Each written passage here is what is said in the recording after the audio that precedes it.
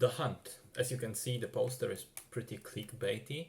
I think the general audiences don't really care as much for this film as the poster may suggest. In any case, while we're talking about the marketing, please do avoid the trailer. It spoils almost the entire film and ruins a pretty good reveal, which the film itself goes to great lengths to preserve, to hide for the majority of its runtime. Anyway, the movie itself has just been released digitally after multiple issues with a theatrical release. It was originally scheduled to be out in theaters in August last year, but due to another one of those mass shootings in the US, can't even tell which one that was honestly, it was moved up to March this year. And now, of course, movie theaters are hibernating due to coronavirus, so the film has been made available online. The story is fairly simple. A bunch of strangers who can loosely be categorized as Republican voters, Southern accents, gun ownership, anti-immigration ideas, you get the point. They wake up in the woods with gags in their mouths, and they find a crate containing various weapons, and as soon as they begin to pick those up, someone starts shooting at them. And as it turns out, it's people from the opposite side of the political spectrum, namely ultra rich liberals, that have kidnapped these victims and now hunt them for sport. And we begin to follow several of the group of hunted as they escape the initial predicament and try to figure out the mystery of what's going on and why exactly. So the film is a satirical slasher sort of film, in kind of in the vein of Hunger Games, but way more brutal and way less serious. It's straightforward and simple in terms of its construction, but I have to say it left me fairly conflicted. The one thing that boggles the mind the most, at least in my case as a non-American, is the extent to which the two groups of characters are politically characterized. It's like they've been split into these two camps, and each member absolutely has to follow the stance of the corresponding political party on every single issue, to the point that inserting some of those issues in the film seems forced and ridiculous. It's partly weird and partly amusing to me to see something so complicated as politics reduced to such a black and white view. Again, I don't live in America, so I was wondering if this is how people think there, if this is the level of political discourse at the moment, or maybe it's deliberately overblown this way in the movie for satire purposes. And to be honest, I didn't really figure it out even until now fully. I checked later, and it turns out that Damon Lindelof is responsible for the script. Now, he's a rather intelligent fellow, so I'm kind of leaning towards the satire interpretation, that the movie should not be taken seriously at all and is intentionally painting the picture in such broad strokes.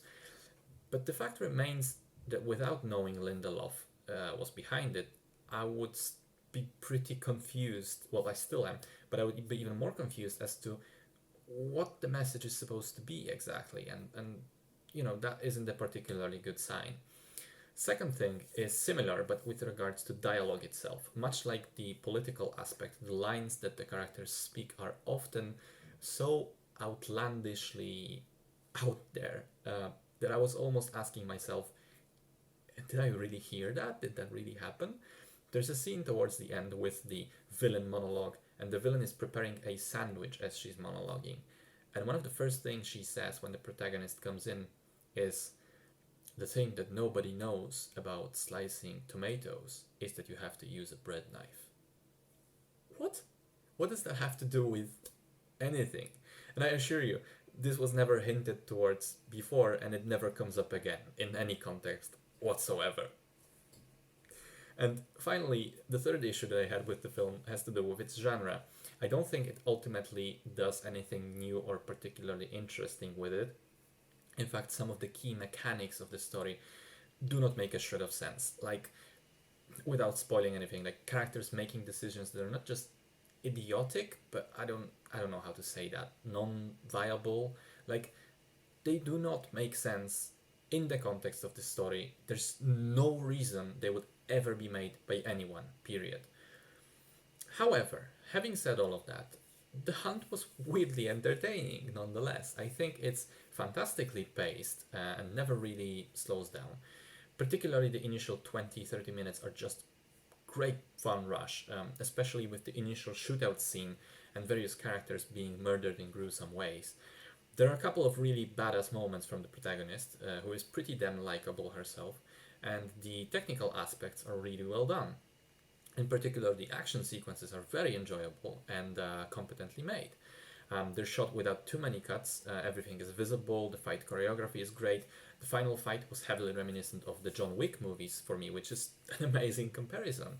And in a weird way, despite all those inherent flaws I talked about, the movie manages to make some of its most key elements work. And so, between all those things, I honestly don't know what to say about the film. I don't know how to judge it. I think for me, after all, it does end up being rather average because its faults are many and heavy, and the positives kind of balance out the negatives. But perhaps if someone can shut off their brain completely and disregard the political aspects, I can see them having a blast watching this. It's one of those movies which are completely dependent on your own preferences and taste and the approach to it. For me, it only worked partly. Maybe for you it will be better.